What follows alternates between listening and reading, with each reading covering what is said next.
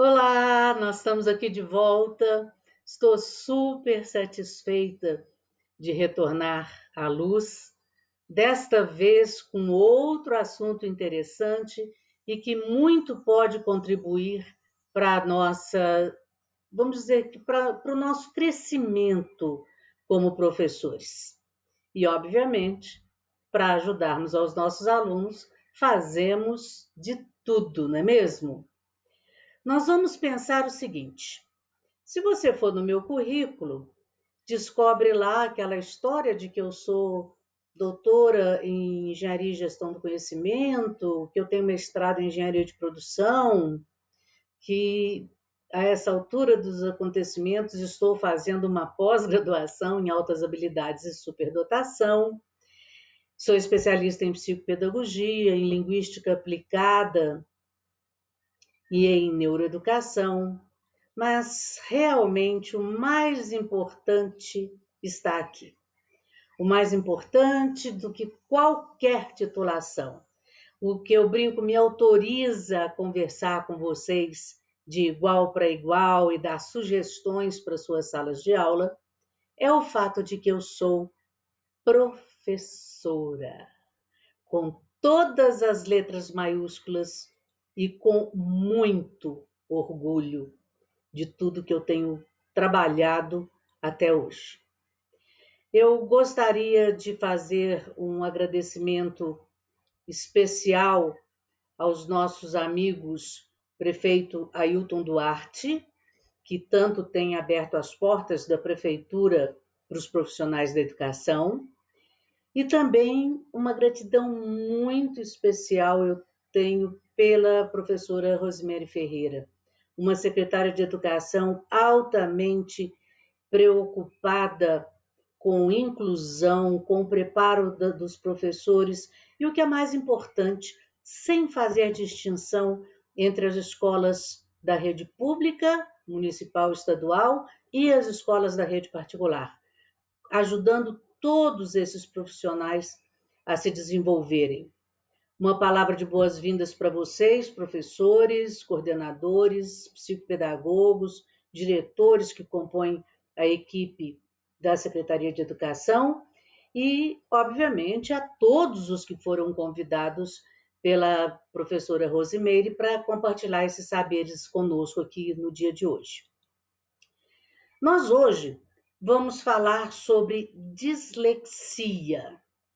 E nós vamos falar sobre dislexia baseados em evidências científicas, porque é evidente que em pleno século XXI nós não vamos poder pensar em achismos, não é mesmo?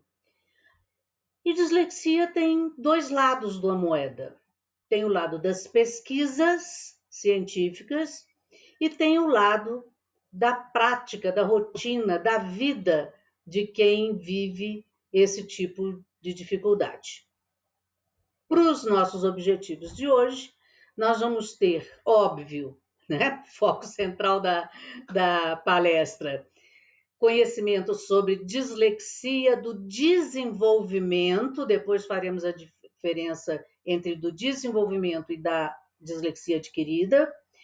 E a ideia principal é que vocês, com essas ideias, tenham mais instrumentos, mais ferramentas para lidar com seus alunos na sala de aula.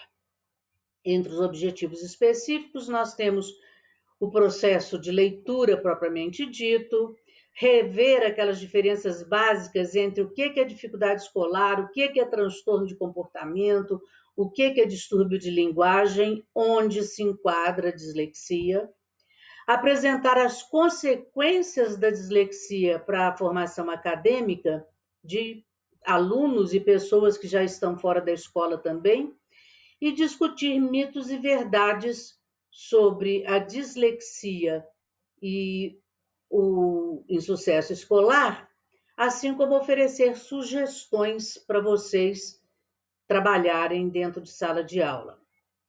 Eu gostaria de primeiro lembrar o seguinte, que os estudos nessa área mudaram muito. Às vezes os professores dizem, mas isso é coisa da modernidade, isso só está aparecendo agora, não só em relação à dislexia, mas descalculia, TDAH, TOD, etc.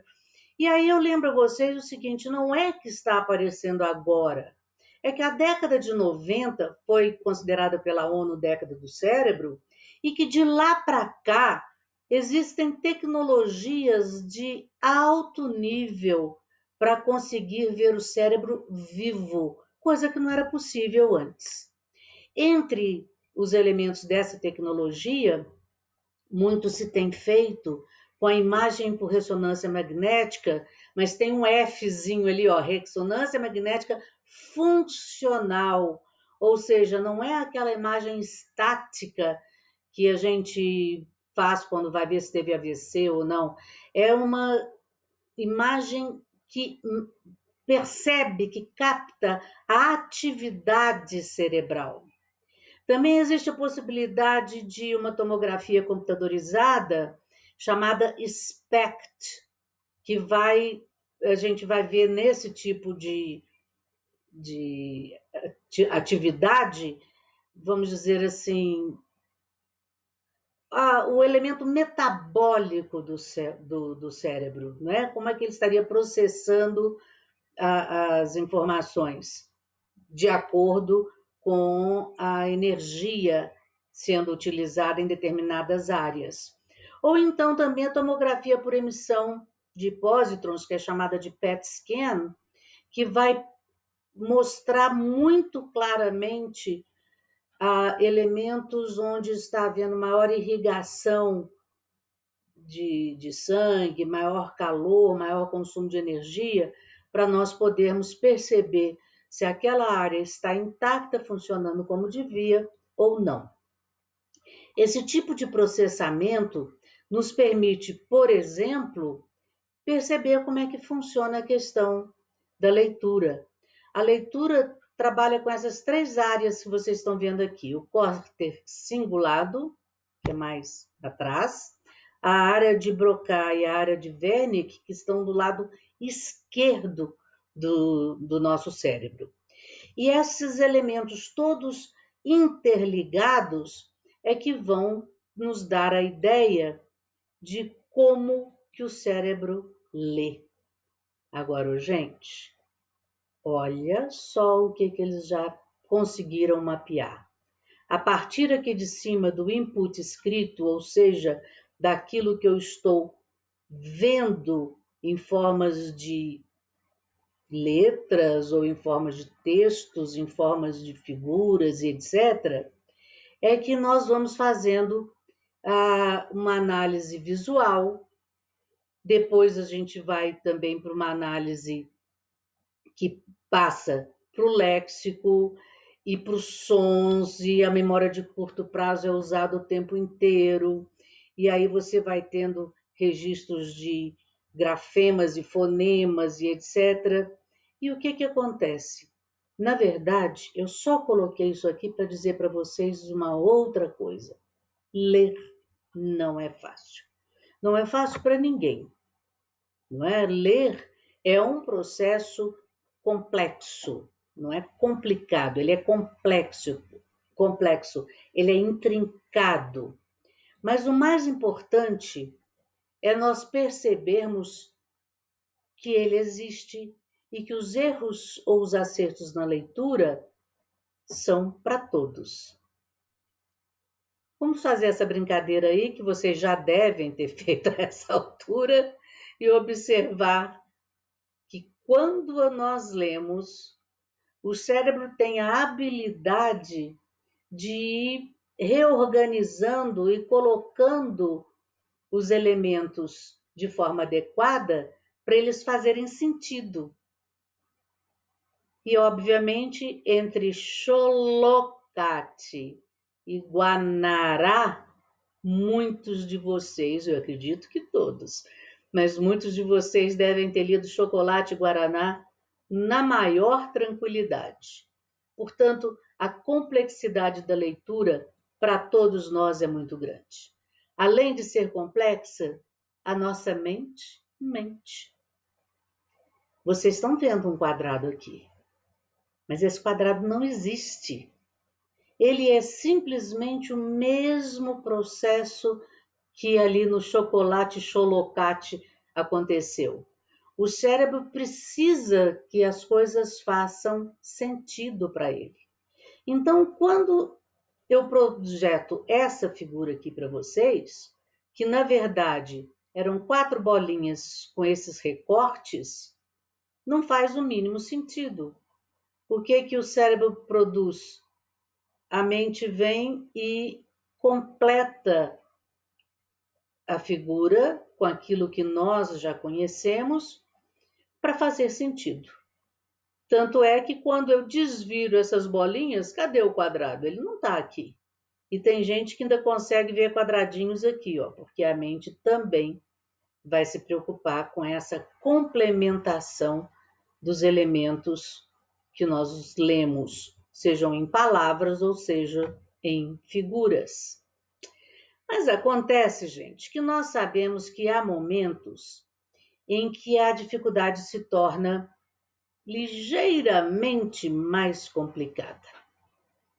Problemas na aprendizagem têm origens diversas, que podem ser emocionais, socioeconômicas, intelectuais ou pedagógicas, e para nós hoje interessam causas orgânicas.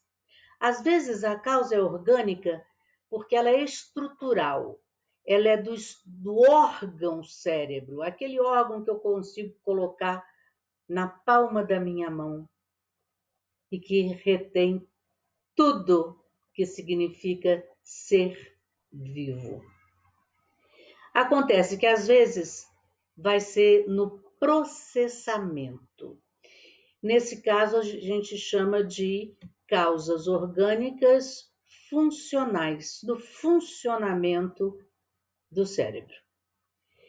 E olha, é muito importante nós lembrarmos que às vezes nós chegamos a nos complicar um pouquinho dizendo coisas do tipo: ah, ele tem dificuldade de aprendizagem.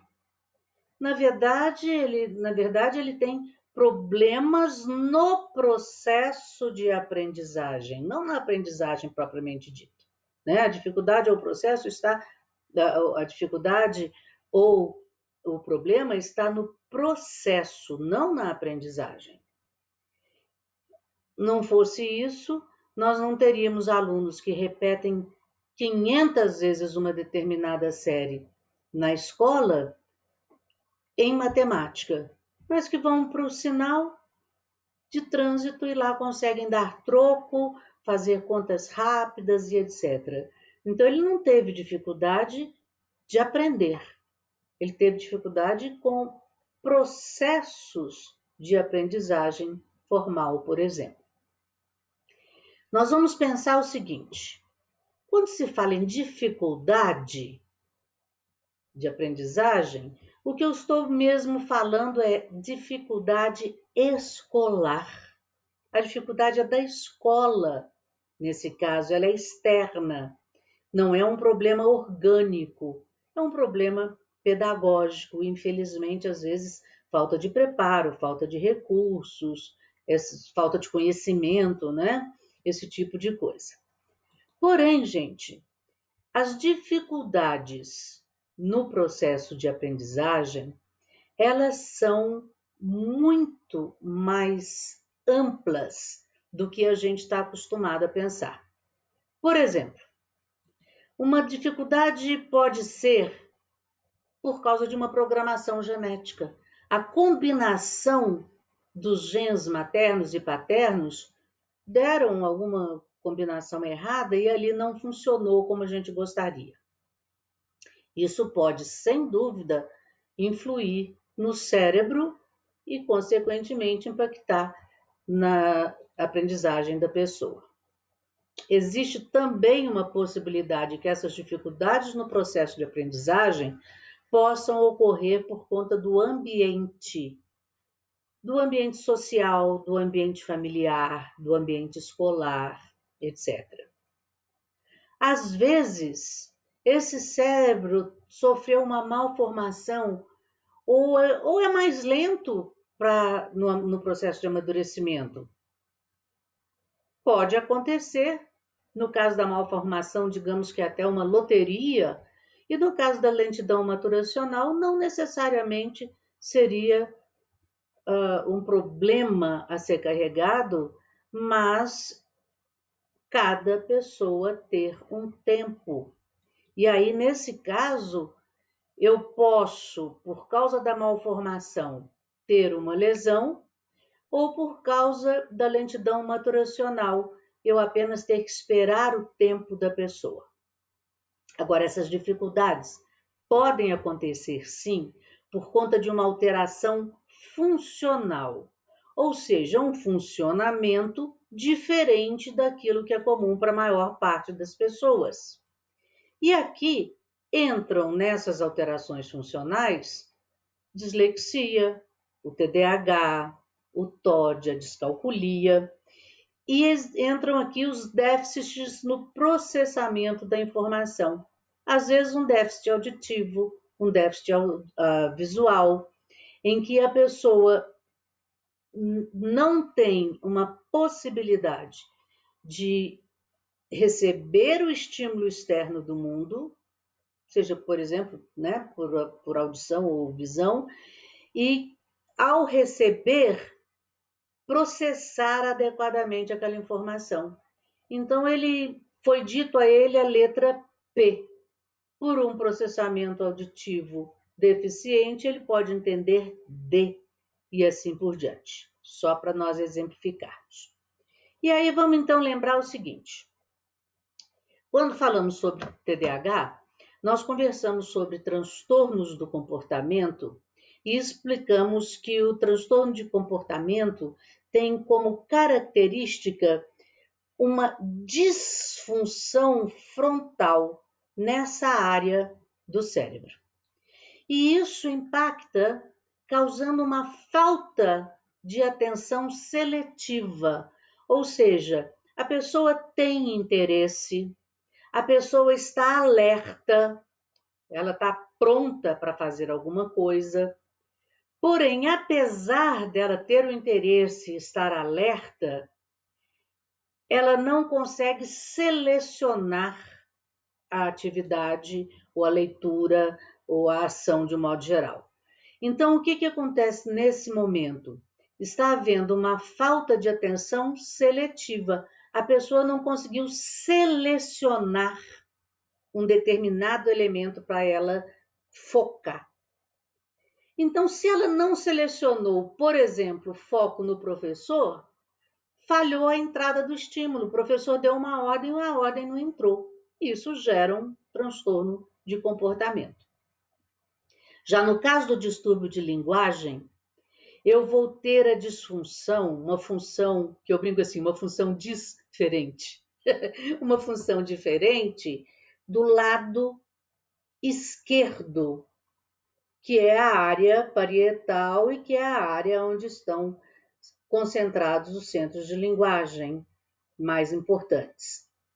Nesse caso, é comum que haja uma falta de atenção, não da seletiva, do foco, mas sustentada. E muitas vezes essa pessoa, por ter que usar outros caminhos nessa decodificação de linguagem, ela se cansa e não consegue permanecer muito tempo naquela atividade de leitura ou escrita ou fala. Então, o que vai acontecer? A falha vem para a resposta. O estímulo entrou direitinho, ela selecionou o foco, recebeu o estímulo, decodificou, mas não sustentou esse tipo de atenção por muito tempo. O resultado disso é que nós podemos ver que, tanto no caso do TDAH, que seria um transtorno de comportamento, quanto da dislexia, que seria um distúrbio de linguagem, existem elementos que são muito distintos. Por exemplo, TDAH, dificuldade de atenção em todas as áreas, em todos os âmbitos e etc. Superativo e impulsivo. Velocidade do processamento é afetada em função dessa impulsividade de não selecionar o estímulo correto. Mas olha no caso da dislexia. A dificuldade está na consciência fonológica, ou seja, em fazer a relação das letras com os sons que elas representam. Uma dificuldade de atenção para o material escrito e para o sobre-esforço necessário, e isso gera uma dificuldade leitora significativa. Mas percebam, olha que interessante, algumas coisas são comuns aos dois casos. Uma delas é a alteração da memória de trabalho. Essa memória de trabalho é essa memória que eu pego uma informação, vamos supor, qual que é o número do telefone do fulano? Aí o fulano me dá o telefone, eu consigo guardar o suficiente para digitá-lo. Depois eu tenho que anotar, eu tenho que botar na minha agenda. Mas essa memória para utilizar uma informação, ela é complicada para quem tem dislexia. Mais adiante nós vamos ver por quê. Existe sim dificuldade de atenção, só que a da atenção sustentada e o do TDAH da atenção seletiva, e ambos têm dificuldade em se organizar, fazer planos, e com a dificuldade da organização e de fazer plano, claro, o que vai acontecer? Vão ter dificuldade de terminar as tarefas também da mesma forma. E agora eu tenho uma perguntinha para vocês. Minha perguntinha é a seguinte: o que será que a Whoopi Goldberg e a princesa Beatriz, na Inglaterra, têm em comum? Adivinhem? O mesmo que o Robin Williams, que o Darwin, que o George Washington, que o Tom Cruise, que o Michelangelo, o Jack Stewart, que era um corredor de Fórmula 1, que ganhou milhares de títulos, o Leonardo da Vinci, o Winston Churchill e muitos outros seres humanos fora de série. Sim, a Whoopi Goldberg é disléxica e ela faz uma série de campanhas para a International Dyslexia Association, não só falando como é que funciona a questão para ela da dislexia, os impactos negativos quais foram, mas também dizendo o seguinte: a vantagem é que o meu cérebro vê e põe a informação na minha cabeça de uma forma diferente, mais interessante do que se eu a visse como todos os outros. Acho que é por isso, gente, que a rede dela vale 45 milhões de dólares. Por isso que ela já ganhou vários Oscars. Por isso que ela é uma das poucas pessoas uma das poucas pessoas que ganharam o Emmy, o Grammy, o Oscar e o Tony. Afinal de contas, ela vê as coisas de um modo diferente. E isso traz ao mundo uma forma mais interessante de criar coisas. Desculpem, eu passei rapidinho. Então vamos começar para o aspecto científico propriamente dito. O que é dislexia?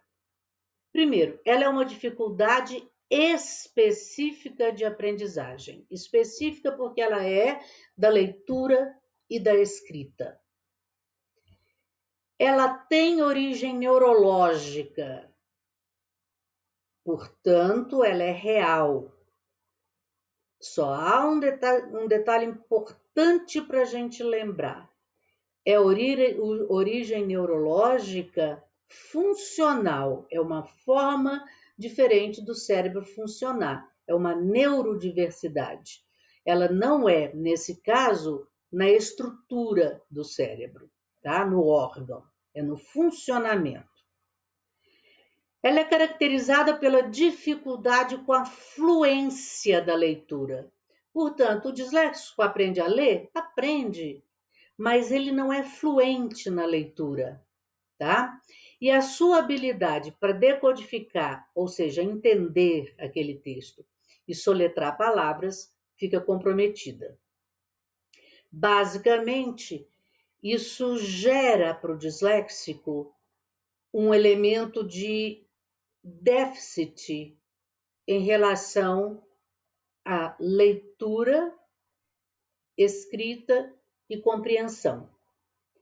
O importante é, e isso é bom lembrar, é que um disléxico não tem qualquer comprometimento cognitivo, ou seja, ele não tem qualquer comprometimento para aprender. O problema dele é único e exclusivamente receber os estímulos de leitura e transformar isso em escrita e escrita correta. Nós temos basicamente dois tipos ou duas famílias de dislexia. A dislexia do desenvolvimento é essa que nos interessa. A pessoa nasce disléxica, se desenvolve disléxica, morre disléxica. Tá? Então, ele é o desenvolvimento da vida toda. Mas existe também uma dislexia que pode ser adquirida no caso de uma lesão. Então, uma pessoa sofre um acidente grave e isso impacta na área de leitura e escrita dela do cérebro. Certamente, ela vai ter os comportamentos ou as manifestações de um disléxico, mas ela teve uma dislexia adquirida. Às vezes, a lesão pode ser um tumor no cérebro, na área da escrita, na área da linguagem, na área da fala, e isso será considerado uma dislexia adquirida. Para nós, professores, o que interessa é a dislexia de desenvolvimento, aquela em que meu aluno nasceu com essa característica e vai passar a vida toda lutando com ela ou lidando bem com ela, dependendo da interação família, escola e equipe multidisciplinar. Não vou passar por aí, por todas essas datas que vocês estão vendo, mas eu queria chamar muita atenção para as primeiras pesquisas, século XIX, nos idos de 1800, e nós estamos no século XXI. Portanto, não é uma novidade, isso é muito estudado há muito tempo e hoje nós apenas falamos mais porque o conhecimento hoje é mais científico e, além disso, é mais compartilhado em tempo real. Agora, é muito importante perceber o seguinte, em como que funcionou esse tempo todo essa questão, né, das pesquisas científicas sobre dislexia. Primeiro que tudo, muitas delas são ligadas à neuroanatomia, ou seja, a anatomia, a forma do cérebro, tá? Outras são ligadas à questão de hormônio. Existe uma prevalência de meninos disléxicos em relação a meninas disléxicas. E isso teria a ver com hormônios durante a gestação. Diferença de volume, lado direito e lado esquerdo, tá? O lado direito do disléxico é mais desenvolvido do que o lado esquerdo, que é a área da leitura e da escrita. Isso tem a ver com cromossomas, portanto, isso é genético, e isso tem a ver também com processamento auditivo e visual. Então, os estímulos que entram, que são auditivos e visuais, são processados de uma forma diferente. Nós vamos falar sobre essa doutora Iden aqui, as pesquisas dela, porque são muito importantes para nós. Aquela primeira figura que eu mostrei para vocês, dizendo que ler não é fácil, então você tem aqui uma linguagem escrita, e essa linguagem escrita, ou ela vai continuar escrita ou ela vai virar a leitura. Vejam como a leitura é complexa, né? Como tem mil coisas para acontecerem. E essas coisas ocorrem do lado direito ou do lado esquerdo do cérebro. Nós já comentamos anteriormente que é do lado esquerdo do cérebro que estão as áreas de Wernicke e Broca, que são as áreas de linguagem consideradas nobres para esse processo. Então, o que ela fez foi o seguinte: ela fez imagens cerebrais na Universidade George Washington, nos Estados Unidos. Ela é uma das maiores pesquisadoras na área, e ela fez imagens cerebrais com bons leitores, ou leitores que a gente chama de típicos. Em vez de falar normal, a gente chama a pessoa de típica. Em vez de falar anormal, a gente fala atípico. Isso é modernidade e respeito em relação aos outros. E ela fez também imagem cerebral dos disléxicos. Vocês não precisam ser neurologistas, nem alguém com alto conhecimento em neurociências para perceber isso. Que aqui do lado esquerdo, olha essas partezinhas coloridas. São áreas de linguagem em atividade, onde no cérebro de bons leitores.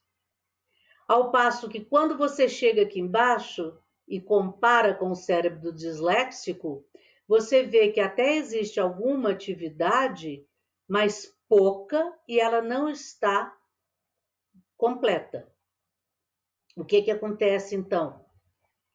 Enquanto uma pessoa que não é disléxica recebe o estímulo de um texto, ou de uma sentença, ou de um ditado, ou o que seja, e decodifica por aqui e transforma num produto na sala de aula, o disléxico faz um outro caminho. Olha para onde que ele vai? O disléxico vai para cá. Olha só. Então, ele vai para o lado direito. É mal e mal comparando, é como se você fosse de Belo Horizonte para Brasília como bom leitor. Você pega 040, você sai daqui e vai a Brasília. Se você, né, eu pego aqui a 040 e já chego no objetivo do meu trabalho. Ao passo que aqui, no caso do disléxico, é como se você tivesse que sair de Belo Horizonte para ir para Brasília e você fizesse o seguinte: você descesse, fosse ao Rio de Janeiro, passasse por São Paulo, subisse pela Fernão Dias, chegasse num entroncamento qualquer que através disso fosse até a 040 e aí conseguisse ir para Brasília. Chegou em Brasília? Do mesmo jeito, só que por elementos mais complicados, porque em vez de usar a rota normal, ele usou a outra com muito mais detalhe. O restante dessa pesquisa indicou então o seguinte: primeiro, os bons leitores têm essas conexões neuronais e os neurônios funcionam, têm atividade, isso aqui é a energia do neurônio sendo mostrada. Funcionam bem do lado esquerdo, tanto na têmpora, né, no temporal, quanto no parietal, que é a parede do cérebro, quanto nas regiões frontais. E aí, nessas três regiões, ele consegue decodificar muito bem a leitura e, no instantinho, termina a sua tarefa. Do lado direito, ele também tem atividade, porque o cérebro é todo usado o tempo inteiro, mas é menos atividade. Aqui ele só vai dando vamos dizer assim, um colorido na sua leitura.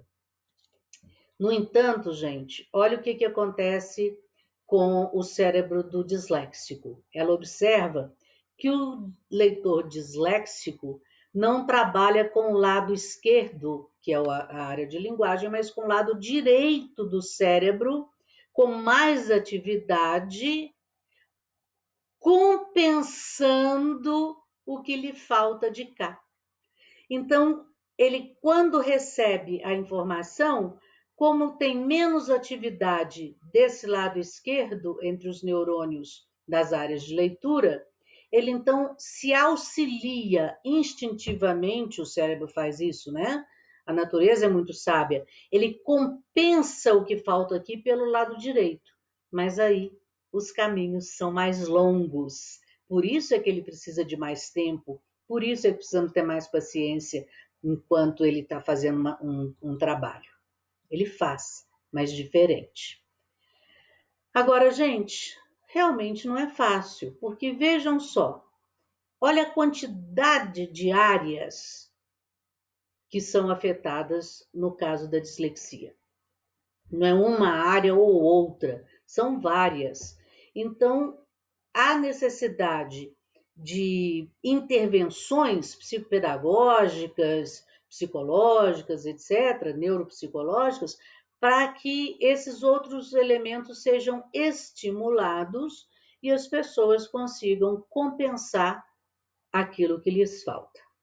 Agora, aqui eu tenho um elemento muito importante para vocês verem, que é o seguinte: o disléxico na escola geralmente vai ter esse tipo de acompanhamento ou problema.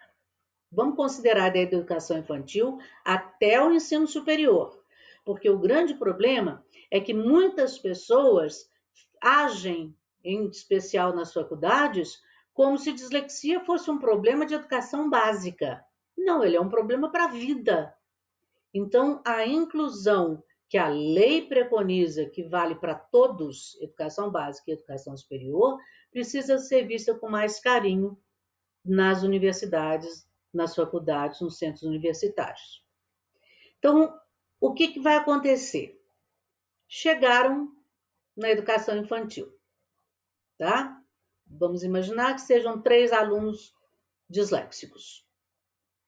Aquele aluno que não sabe que tem dislexia, que o professor e a família não sabem que tem dislexia, terá tendência a esse gráfico descendente que vocês estão vendo. Aqueles que recebem o diagnóstico, simplesmente recebem, estavam indo mal, receberam o diagnóstico, deram uma melhoradinha, mas se ficar para lá, também volta a cair. Mas aquele que tem o diagnóstico e o acompanhamento, esse estava mal, recebeu o diagnóstico, ficou legal, e por causa do acompanhamento, superou as suas dificuldades. Então, é muito importante ter o diagnóstico para que se conheça, mas ele não basta. É preciso haver o acompanhamento adequado para tal.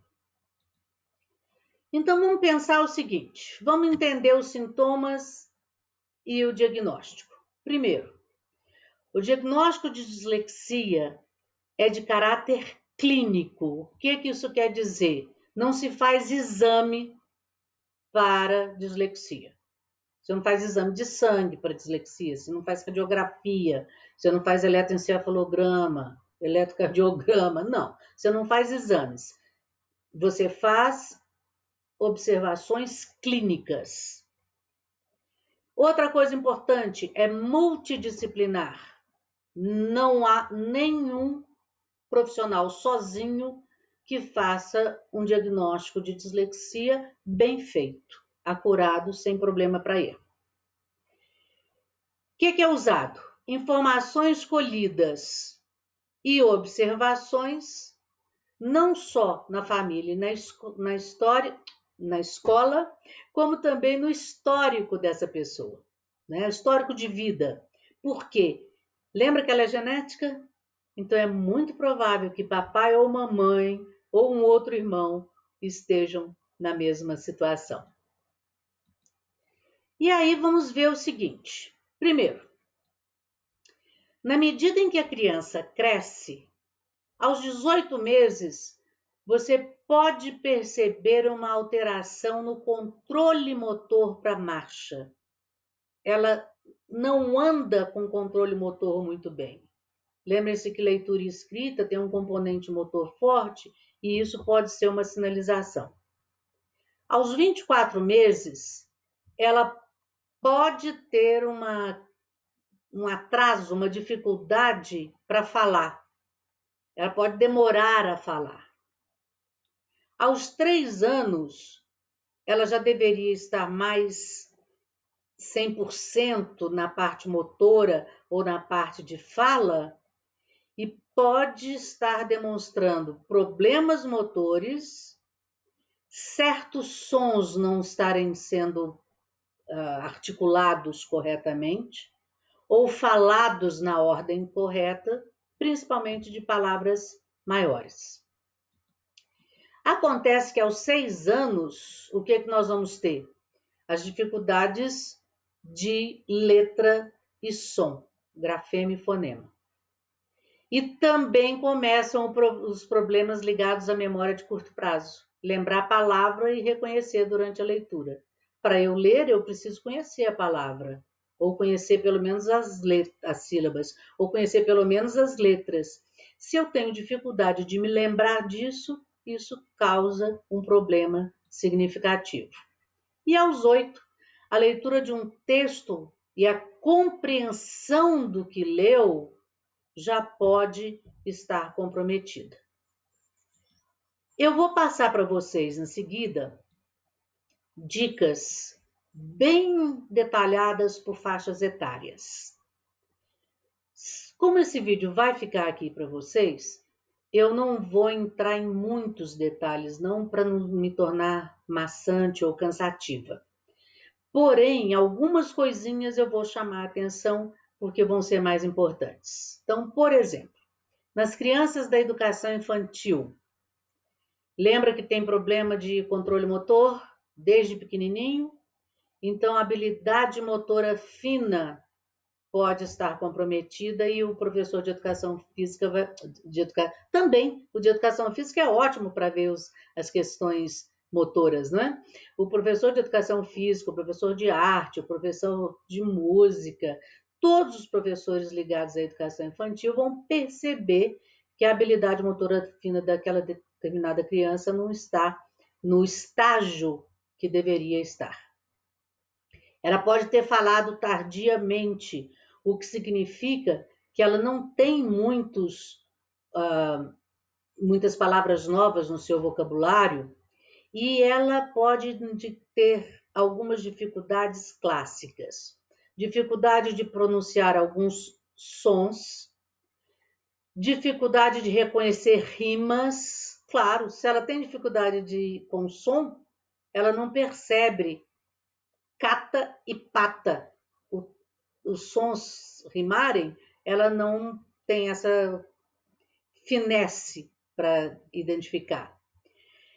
Ela tem dificuldade para aprender cores, formas, números e a escrita do próprio nome, porque estudo envolve memória. Ela tem dificuldade de lembrar nomes das coisas, dos objetos e símbolos.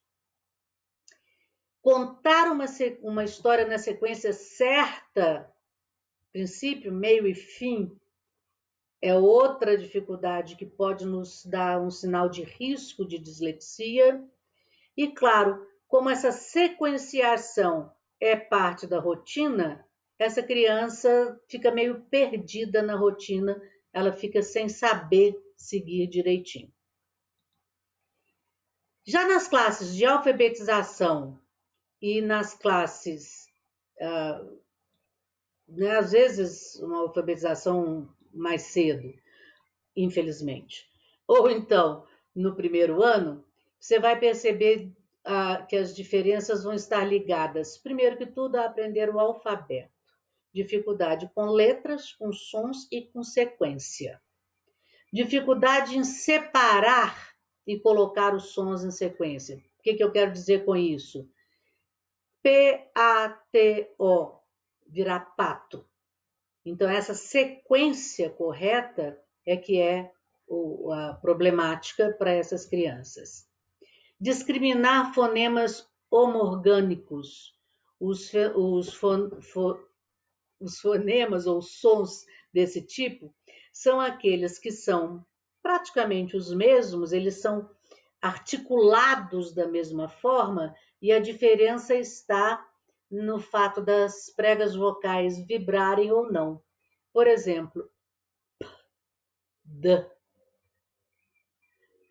t, d. Aliás, o p e o b, né? Eu saltei e fui direto para o outro. T, d, f, v. Eu faço com a boca, eu faço a mesma coisa. A única diferença é que uma vibra, a outra não. Né? Numa corda vocal vibra, a outra não. K e G, e assim por diante. Então, se ela não consegue fazer essa diferenciação do som e da letra, ela acaba escrevendo vaca em vez de faca e vice-versa. Sequenciar as palavras e memorizá-las, ou seja, colocar não só as letras na ordem correta, mas as palavras na ordem correta e memorizar essa ordem correta é um problema. Executar a letra cursiva. Lembrem-se que nós falamos no problema do controle motor desde pequenininho e na fase de educação infantil, controle motor fino. Então, claro, sem isso, a letra cursiva fica mais problemática. Se não consegue sequenciar, se tem dificuldade com sons e etc., tem dificuldade para soletrar, consequentemente para ler e, consequentemente, para escrever. E copiar do quadro. E alguém pode falar assim, mas até a cópia? Sim, a cópia envolve ler, lembrar e colocar no caderno. Lembra o problema com a memória de curto prazo? Esse, sem dúvida, é um elemento que vai atrapalhar as pessoas um pouquinho. Então, o que pode acontecer quando o disléxico está vendo o quadro? Ele olha a letra B, mas ele só enxerga essa parte de baixo, ou a parte de cima. Só enxergou a metade. Então, ele entendeu que era D. Processou D e pôs D no caderno. Estava lá, procurar. E ela, ao olhar, com a dificuldade de sequenciar letras, colocou por curar. Isso pode ocorrer por vários motivos e é muito comum a gente perceber o disléxico fazendo letra espelhada, quando já não é mais a época, porque existe uma fase que é comum, é normal, né? Típico. Mas ele continuar. Essa questão dele substituir palavras e letras, trocar palavras e letras, vaca com faca, ou a ordem aqui do procurar, ou era um B e botou um D. E isso se dá muito por causa desse foco de telescópio. O que eu quero dizer com isso? Imagina você com um telescópio, tá? Então, quando eu olho uma palavra, eu, na verdade, vejo o conjunto, todos os elementos daquela palavra. Quando eu leio disléxico, eu estou lendo o grupo. Eu não estou lendo o D, o I, o S separadinho. O disléxico tem um foco de telescópio. Então, ele veria o D. E aí, depois ele vai para o I. Ele teria que juntar o DI. Mas ele tem um problema da memória, lembra? Então, quando ele chega no I, ele já esqueceu o D. Então, ele vai e volta muitas vezes até que ele consiga formar o DI. Na hora que ele forma o DI, aparece um S. Então, ele tem que voltar tudo várias vezes para virar o DIS. Aí ele já tem o DIS, aparece um L. Não aparece o LE, aparece o L, o L. Então, para chegar no L, ele tem que voltar tudo outra vez. Então, vocês imaginam o esforço, e é isso que atrapalha a atenção sustentada dele, porque ele tem que ficar muito tempo na mesma atividade. Isso desgasta o cérebro de uma forma violenta. Ele às vezes vê certos sombreados, e esses sombreados podem atrapalhar de entender a letra e de escrever a letra também. Vocês viram o autógrafo da Whoopi Goldberg? O emaranhado de letras que é? Pois é, sombreados, né? E ele pode ter também uma sensibilidade escotópica, ou seja, uma sensibilidade perceptual. Ele percebe as coisas em outros tons, em outros formatos. Quem assistiu aquele filme Como Estrelas na Terra, acredito que a maioria deve ter assistido, se não, não deixa de assistir, pode perceber isso. Ele dizer que as letras dançavam. E as letras que dançam são as letras que estão sofrendo com a mente com sensibilidade escotópica. Eu vou mostrar para vocês, vou pedir licença para eu sair do videozinho, porque aí eu fico com mais espaço aqui para as observações e continuar apenas com a voz. Eu ainda posso ter dificuldade de segurar o lápis da forma correta, permanecem aqueles problemas com rimas por causa das habilidades auditivas que podem estar comprometidas. Como existe esse problema lado direito, lado esquerdo do cérebro, a orientação temporal e a orientação espacial podem ser também um problema. Ontem, hoje, amanhã, dias da semana, meses do ano, orientação direita, esquerda, embaixo, em cima, isso tudo aparece como problema para um aluno que é disléxico, e o professor, bem preparado, pode usar isso para o seu alerta, né? E também essa questão do planejamento motor de letras e números. Por planejamento motor, o fato de que o 1 eu começo da pontinha, subo, depois desço, né? Ou que o L eu começo de baixo, subo, dou a laçada e desço. E organização do seu material. Quando nós chegamos do 2º ao 9º ano, continuam aquelas dificuldades todas do infantil, aquelas dificuldades todas da alfabetização ou 1º ano. Mas elas são, vamos dizer, exacerbadas aqui. Começam a acontecer mais omissões de letras, mais trocas de posição, mais palavras ligadas entre si, e aí dificuldade de compreender a linguagem não verbal, linguagem corporal, linguagem facial mal interpretada pelo disléxico, compreender piadas, provérbios e gírias. Conta piada, varrer 2 horas depois. É atraso? Não, é porque o processamento da linguagem foi diferente. Dificuldade para aprender outros idiomas, para planejar e organizar tarefas, terminar tarefas no prazo, memorizar tabuada ou figuras geométricas e interpretar mapas. Claro, o nível de leitura vai estar super abaixo do esperado para a sua série. Eu posso ter um menino de 9º ano lendo como se fosse um menino de 3º, 4º ano, tá?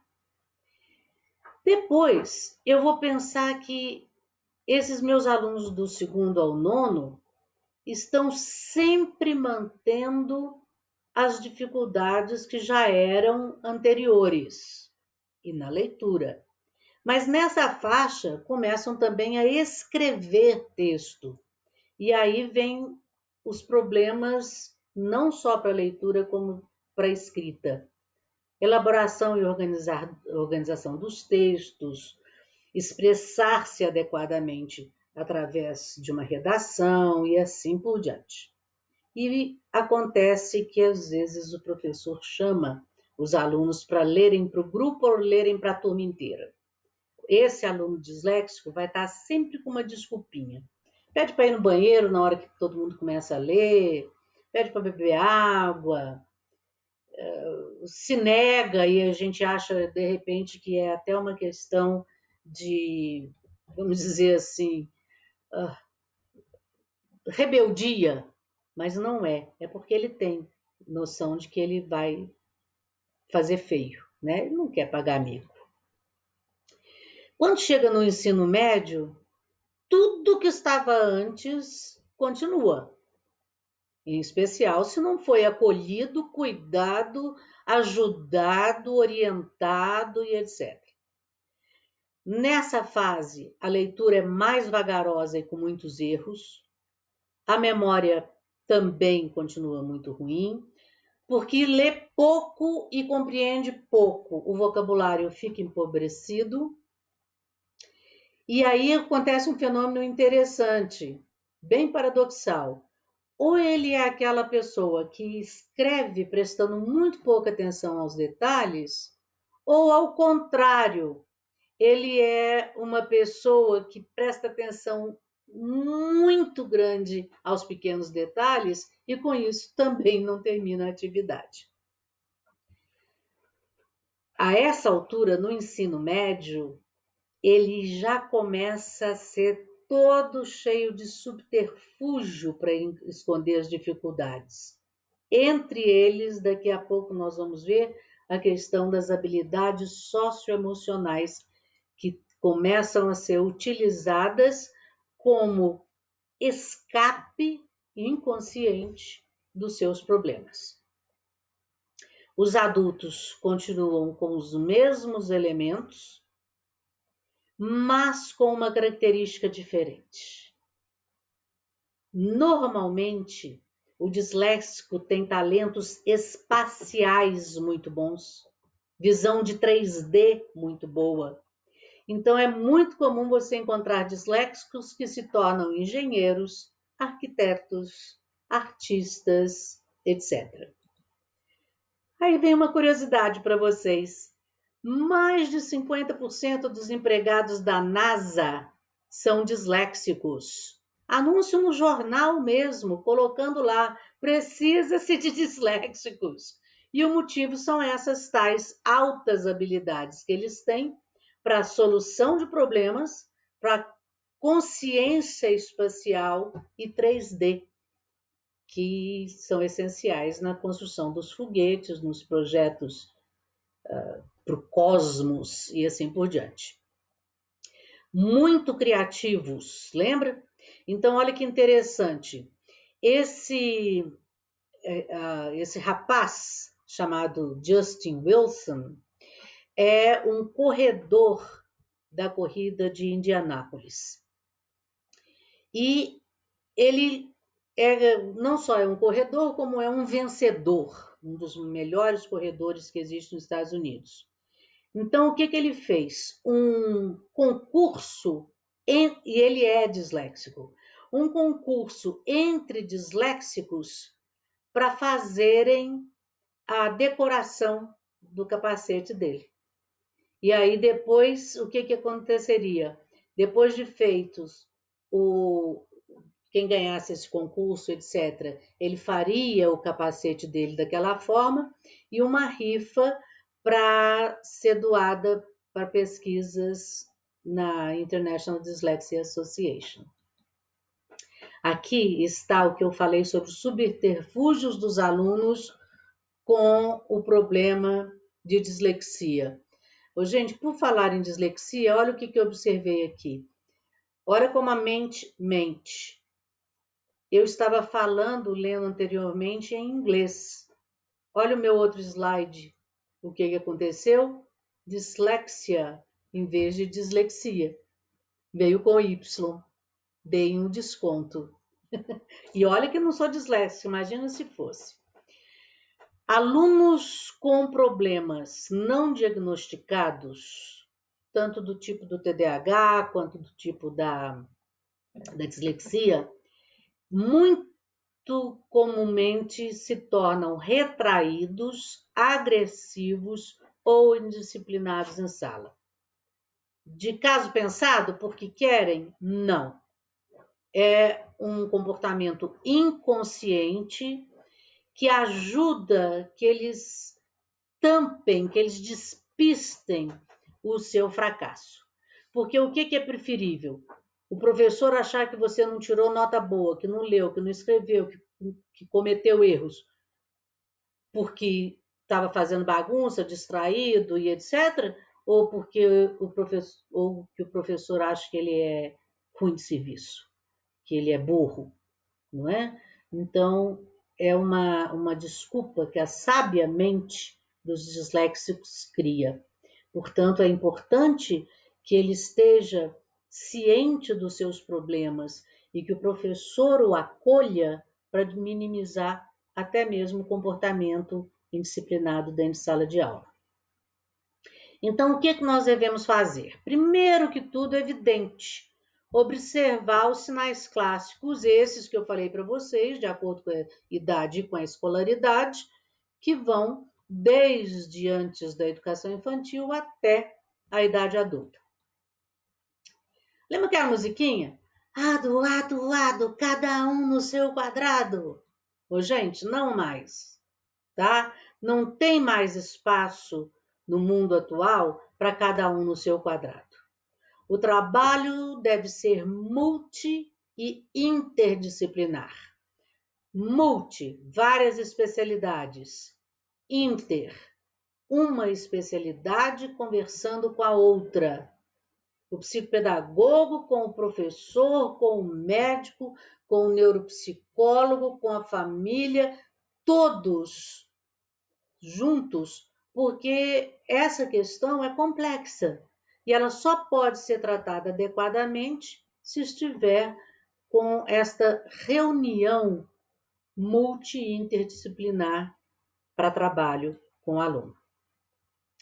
Seriam essenciais um médico, otorrino para ver se não tem problema de audição, oftalmo para ver se os erros não são um problema de visão, o neuro para ver a questão da estrutura cerebral.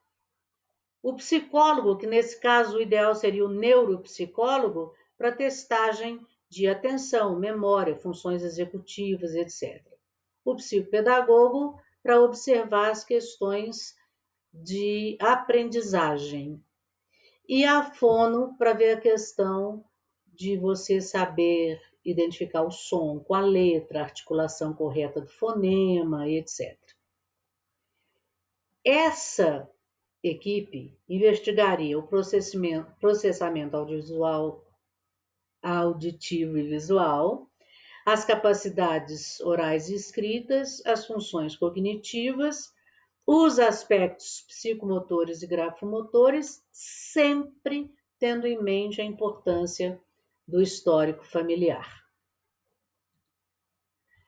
Como indivíduos disléxicos podem ser ajudados? Muito bem, vamos separar por grupos. Familiares devem manter uma atitude positiva, serem atenciosos, pacientes, práticos e, acima de tudo, perseverantes, porque dá vontade de desistir, mas não pode. Alguém deve ter falado assim, práticos como? Por exemplo, o disléxico não tem um grave problema com controle motor, habilidade motora fina e etc. Então, dar laço em cadarço ou botar botão em casa, abotoar com um botão em casa, são complicados, elementos complicados. Ou aquele iniciozinho do fecho, né, do zíper, botar aquele iniciozinho. Então, se você bota um sapato em vez de cadarço com velcro, ou se faz algum outro tipo de fechamento para um casaco em vez do zíper ou do botão, já está sendo mais prático. Disléxicos aprendem, gente, só que de forma diferente. Então, eu vou ensinar o mesmo conteúdo, sim, mas por meio de um ensino diferenciado e de ferramentas de suporte, tecnologia assistiva, por exemplo. Uma das boas ferramentas de suporte é a utilização de tecnologia.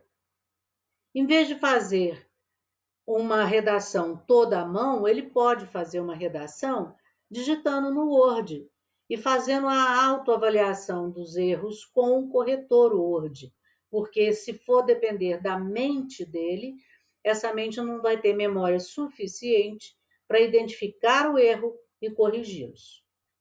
Um grande auxílio são os jogos de réguas de leitura. Observem como é que essa régua é aqui no meio. Ela não é uma régua qualquer. Ela aqui no meio, ela tem uma partezinha aqui, ó, tá vendo? Uma partezinha aberta. Isso significa que o disléxico vai botar esta régua na linha que está lendo e ela vai descendo para ele não saltar as linhas e facilitar aquele problema dele de visão de telescópio. Isso facilita muito, porque perder a linha onde estava por não reconhecer as letras ou as palavras é muito comum. A Associação Brasileira de Dislexia tem uma cartilha fantástica e ela não precisa ser usada só para quem está aprendendo a ler, não. Pode ser usada para qualquer dislexo com qualquer idade.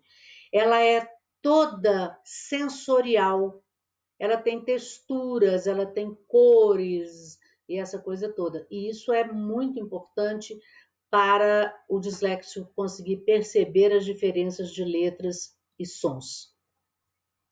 Professores devem acompanhar as tarefas com agenda, conferir se o aluno compreendeu aquilo que está por escrito, mas conferir oralmente, perguntando e deixando que o aluno fale o que entendeu.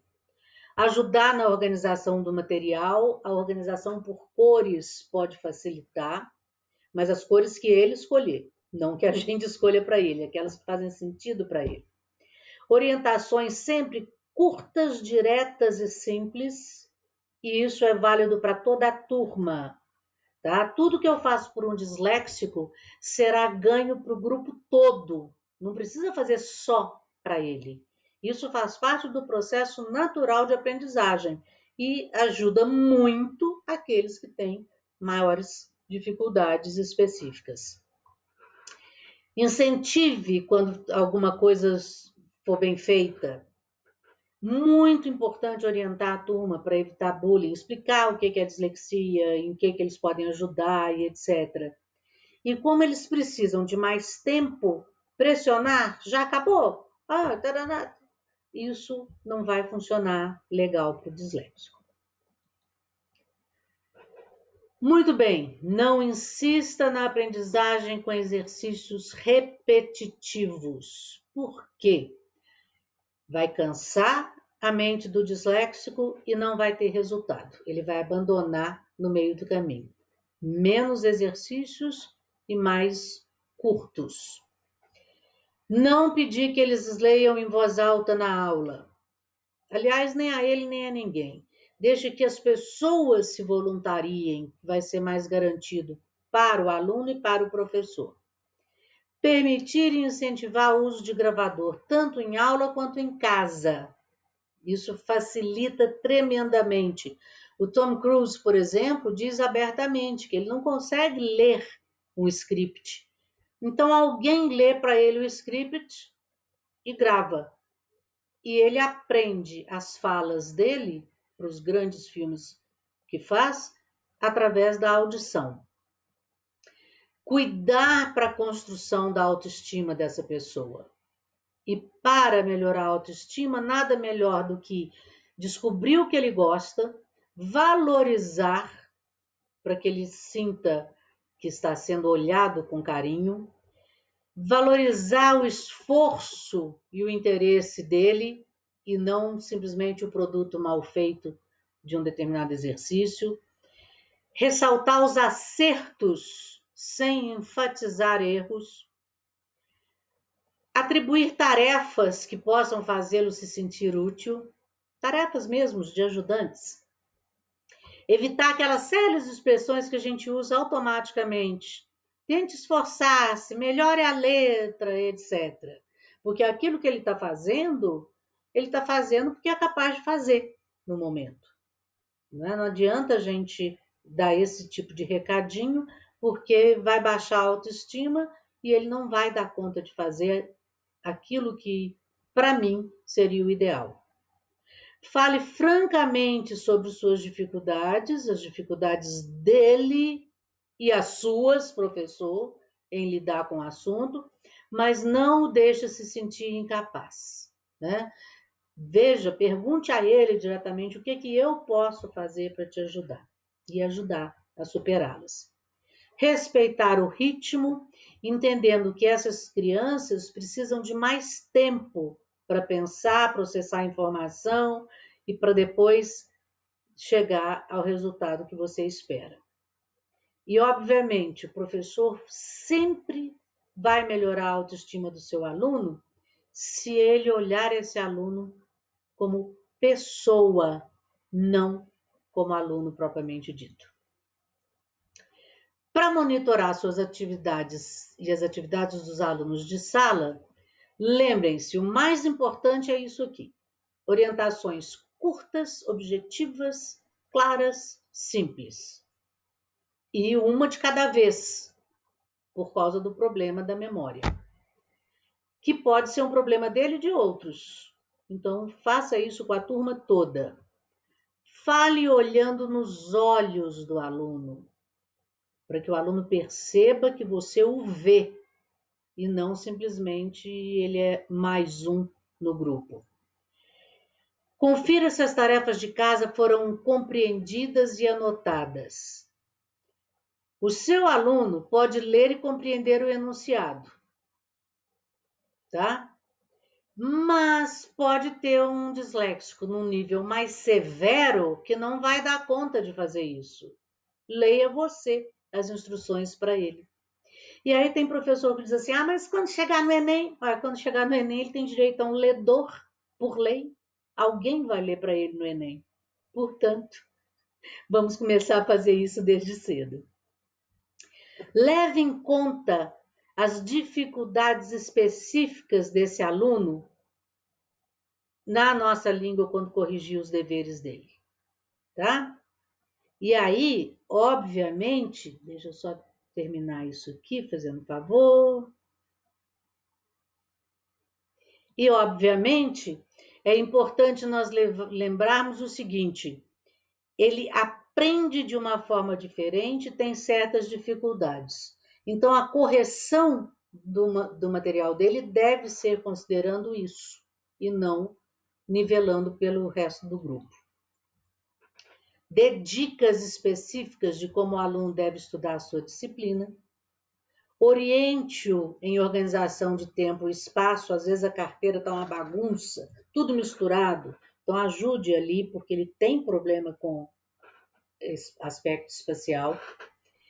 Lembra, nada de repetir exercícios um atrás do outro. Isso não diminui a dificuldade dele. Não vai ajudar a aprender. Só vai cansar, ele vai desistir. Dê explicações de como fazer. Chegando perto, se posicionando do lado dele, olhando no olho.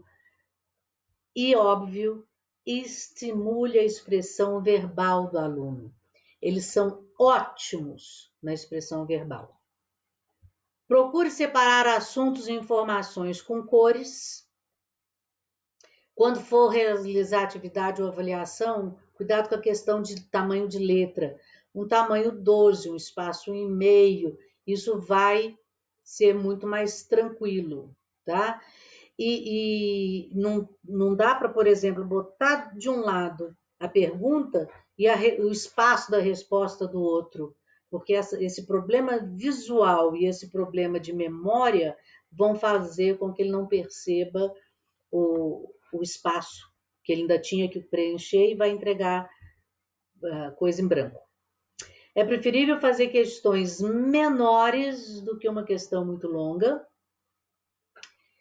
E desenhos, figuras, esquemas, gráficos, fluxogramas, eles substituem muitas palavras e vão levar aos mesmos objetivos. Pode ser uma boa adaptação para alunos disléxicos.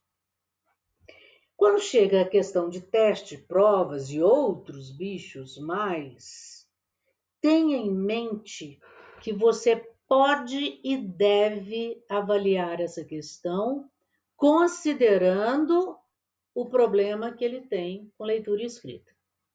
Às vezes eles não conseguem ler todas as palavras da questão, às vezes não se sentem seguras, eles leiam, mas não sabem se entendeu.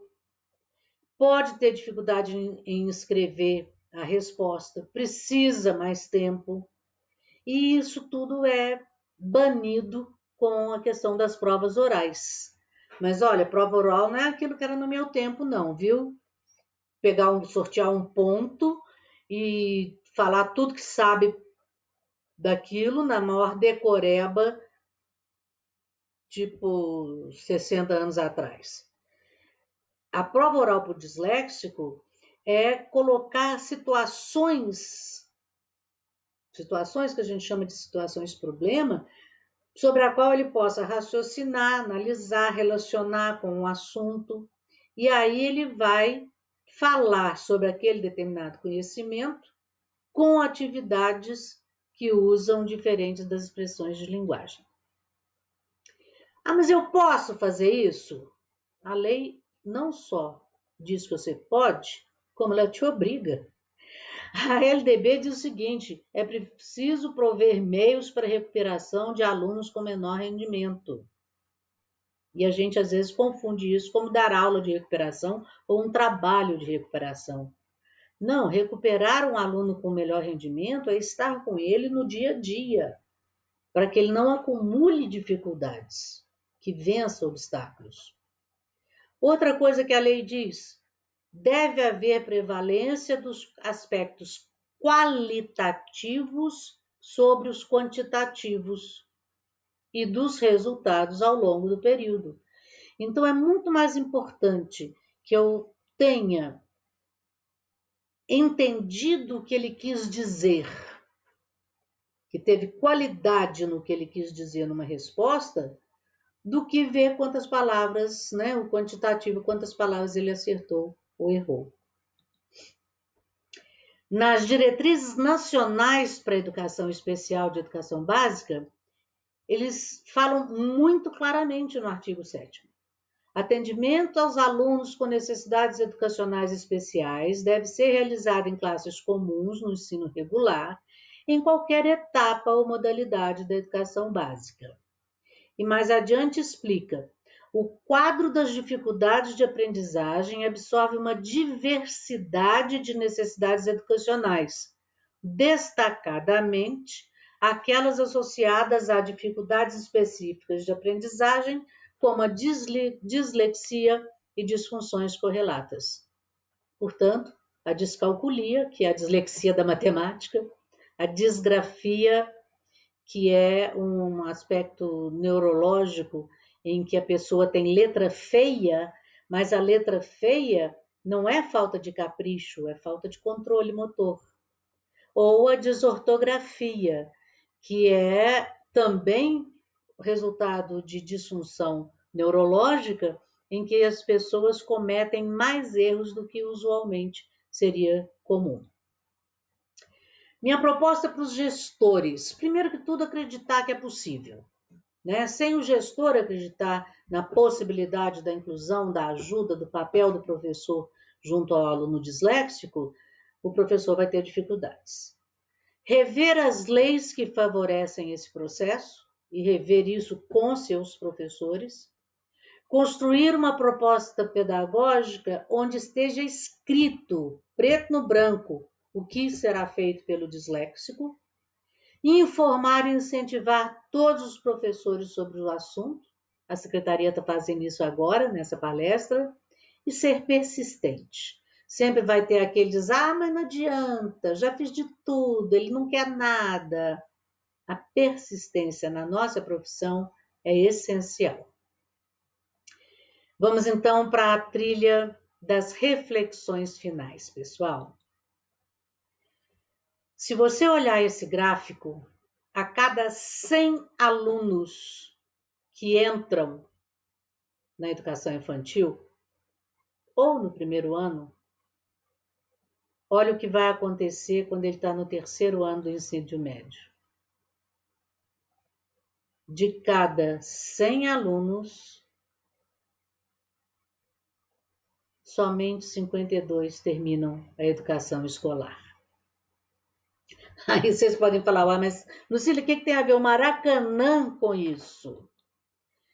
O recorde de público no Maracanã foi antes da reforma para a Copa, quando ele ainda cabia mais de 150 mil pessoas, e o recorde de público foi 183.341 pessoas numa mesma partida de futebol. Gente, esse público de um Maracanã cheio ainda é menor do que o número de crianças e jovens que abandonam a escola brasileira por terem dificuldade para aprender. Na minha palestra sobre TDAH, eu comentei com vocês sobre fracasso escolar, agressividade e indisciplina serem a ponta do iceberg. Eu preciso descobrir o que está por trás disso, porque se eu não descobrir, eu estou fadada a criar um ambiente tal para essas crianças e jovens que vão acabar com depressão, sofrendo acidentes, com desemprego, mentiras. E aí entram as inadequações sociais, a delinquência, furtos, drogadição, suicídio, podendo chegar até mesmo a esse ponto. No mundo todo existem pesquisas colocando entre 75% e 85% das pessoas que estão cumprindo pena já condenados como pessoas que têm dislexia ou TDAH. Por quê? Porque abandonam a escola e com isso ficam sem perspectiva de vida na sociedade. Não ficam capacitados, etc. Ontem, eu dei uma olhada como é que nós estamos de população prisional do Brasil. São 726.712 presos. Muito bem. 55% deles são jovens, dos quais 75% não chegou ao ensino médio e menos de 1% tem graduação. Portanto, gente, nós podemos mudar até mesmo este tipo de tragédia trabalhando com os nossos alunos para que eles não deixem as escolas. Quantos desses 75% que não chegaram no ensino médio não tiveram chances porque tinham TDAH, dislexia, descalculia, que será o nosso próximo encontro? A sociedade conta conosco, educadores bem preparados, para diminuir essa tragédia. Mas isso só é possível quando o nosso foco está no aluno, não no diagnóstico, não na teoria. Quando cada pessoa é compreendida como um milagre suficiente para não ser comparada com ninguém, a não ser consigo mesma, nós faremos a nossa parte. Muitas novidades, né? Então, se vocês só puderem se lembrar de uma coisa do que foi apresentado nesse encontro, guardem bem o seguinte. Para ser sempre lembrado sobre dislexia. Primeiro, não é uma doença. Tem intervenções, não tratamento. Não se fala, então, em cura de dislexia. A gente cura doença. Se não é doença, não se fala em cura. Há fortes indícios de hereditariedade ou que possa ser congênita. Resultado: sintomas de risco podem ser identificados desde cedo. é uma disfunção, uma função diferente, uma neurodiversidade.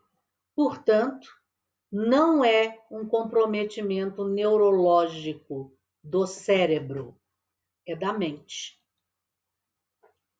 Os sintomas podem ser, sim, aliviados com acompanhamento adequado, desde que atendidos por uma equipe multidisciplinar, na qual nós, professores, temos um papel muito especial.